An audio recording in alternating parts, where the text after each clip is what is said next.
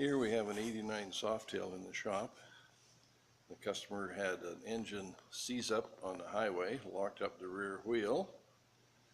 But what we found in examining and pulling things apart on the primary, taking the primary chain case and everything off, we found a destroyed rotor and stator.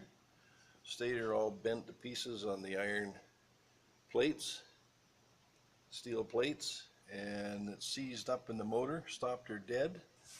Further inspection, we go into here, we found that the seal race, engine case seal race, was blued from heat, and the customer had said that he had to drain the primary of oil quite often in the summertime because it was blowing engine oil into the primary. So what we found was, with the destroyed rotor magnets ground to pieces, somebody had not spaced the rotor away from its small clip that holds the wire harness through the case.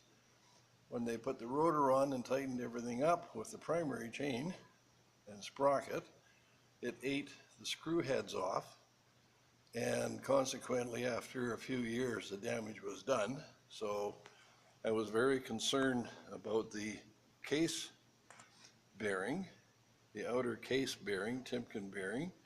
So how do I get that out without splitting the cases?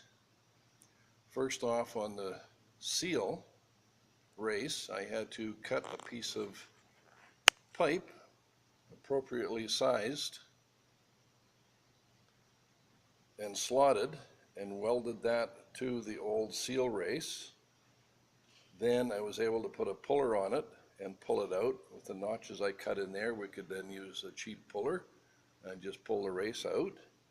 Then I did the same thing with some Schedule 40 tubing, notched it down till I could get the jaws of the puller in, MIG welded it to the bearing because I wasn't worried about damaging anything on this bearing. I just wanted it out to see what its color was, and its race cage, its bearing cage is discolored from heat.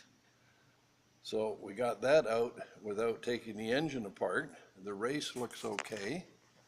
So what we will do now is clean a few things up and put the new inner bearing in with the new seal race and a new outer oil seal, and put everything back together and start the engine up and keep the customer happy.